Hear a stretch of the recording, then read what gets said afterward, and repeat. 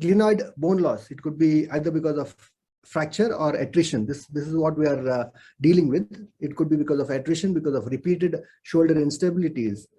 And there's a typical presentation of these patients. Usually, if it's a first episode with the glenoid bone loss, these patients present to us with a high energy mechanism of injury. Typically, they save the arm in about 70 degrees of abduction and in about more than 30 degrees of extension during the initial dislocation.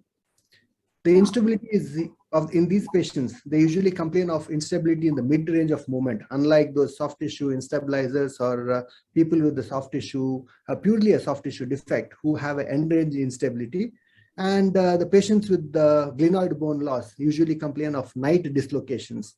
They are very apprehensive, and their apprehensive tests are usually positive between 30 to 90 degrees of shoulder abduction with minimal external rotation, unlike the soft tissue lesions where patients are apprehensive or apprehension test is positive at end range. Now you see this gentleman, he is very, very unstable, and this is a primary bone defect in his instability, shoulder instability.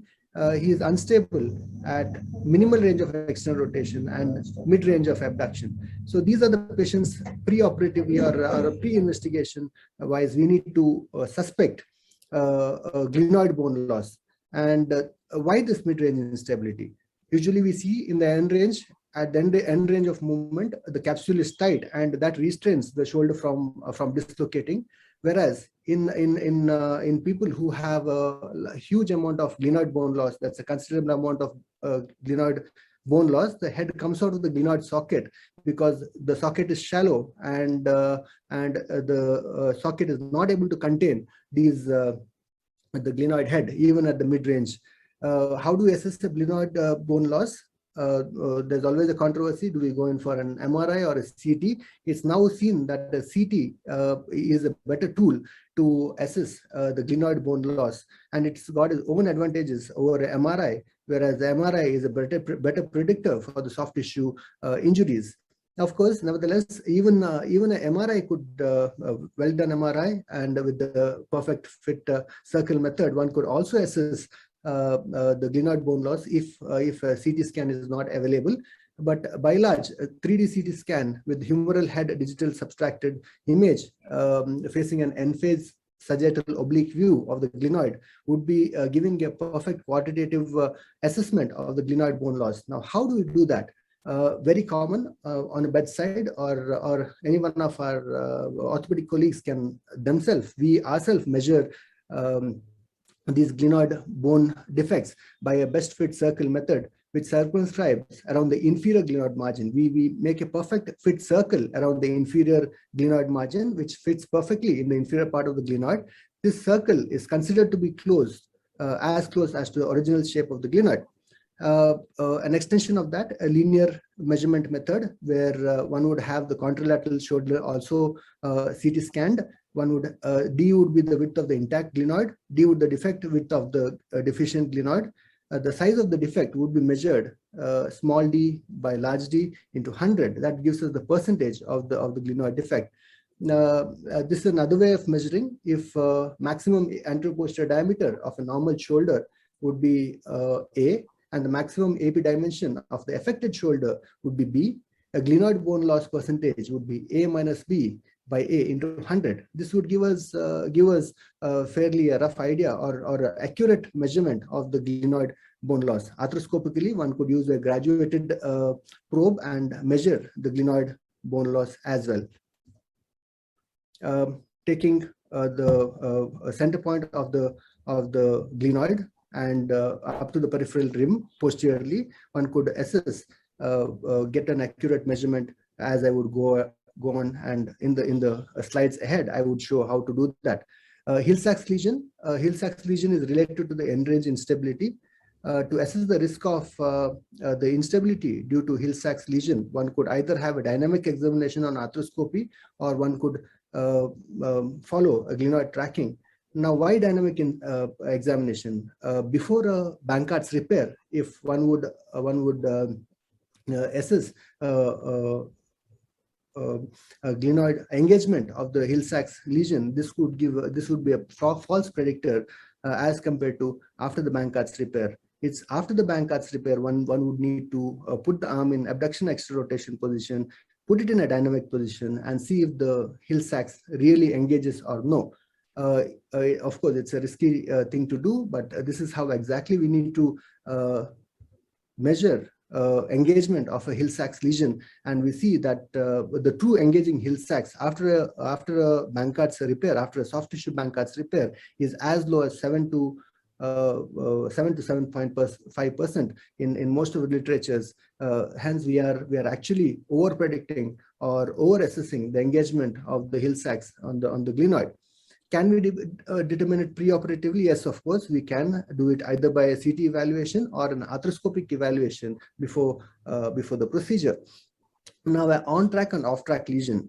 Glenoid track by large means the zone of contact between the glenoid and the humeral head as the arm is raised along the posterior end range of movement. This is exactly what a glenoid track is. How do you calculate a glenoid track? One could calculate the glenoid track by a preoperative assessment, either by a CT scan or an MRI, or an intraoperative measurement using a arthroscopic measurement tool. Now, on-track and off-track lesion, what does this actually mean? Now, a glenoid track is nothing else but 83% of the AP dimension of a normal shoulder. Assuming normal AP dimension of a normal glenoid, 83% of the AP dimension is the glenoid track. A heel sac index is nothing else but the distance from the medial margin of the rotator cuff to the medial margin of the heel sac lesion. That means it covers that bone bridge between the heel sac lesion and the rotator cuff footprint, and up to the medial margin of the heel sac lesion. Now, if the heel sac index is more than the glenoid track, one would say this lesion is the off-track lesion. If the heel sac index is less than the glenoid track, one would say that this is the on-track lesion. Let me just give a simple example. On an end-on view reconstruction of the glenoid, preferably both sides used, D as a normal, big D. If one is not having the facility to CT scan the normal side, one could use the affected side. If one imagines that D, one could calculate D, larger D, by a best fit circle method and determine the glenoid bone loss as small d. Calculate the width of the glenoid track by the following formula. Glenoid track is equal to 0.83 D minus small d. That means 83% of the affected glenoid is what is the glenoid track. Heel sacs interval, how do you measure it? Now look at the diagram. If HS is the maximum width of the heel sacs lesion and BB is the bony bridge, a heel sacs index would be nothing else but the HS plus BB. That would give the heel sacs index. Now, if the heel sacs index is greater than the glenoid track, then it's an off-track lesion or an engaging heel sac lesion. If the heel sacs index is less than the glenoid track, then heel sacs is an on-track lesion and a non-engaging one. Arthroscopic measurements, viewing from the anterior superior portal, one need to measure the distance between the bare spot of the bare spot to the posterior margin of the glenoid and double it to get the greater D. That is the diameter. Measure the bare spot to the anterior rim. That would give us a bone loss. That's a small d. Now calculate the glenoid track like how we calculated on a CT scan. 0.83 big D minus D would be our glenoid track. Likewise, a heel sac index could be easily measured if we need to have a probe which is well graduated. Usually 4 millimeters is the length of the tip of the probe. Standard probe I'm talking about. One would measure the heel sacs interval by the width of the defect plus the width of the bone ridge between the heel sacs and the rotator cuff attachment. Now, why is this important? Anterior instability and the treatment guidelines. Now, if the glenoid bone loss is less than 25%, and if one has an on-track lesion, one would go ahead and just do an arthroscopic Bankart's repair. If the glenoid bone loss is less than 25%, and if it's an off-track lesion, one could go ahead and do an arthroscopic Bankart's repair plus a remplissage.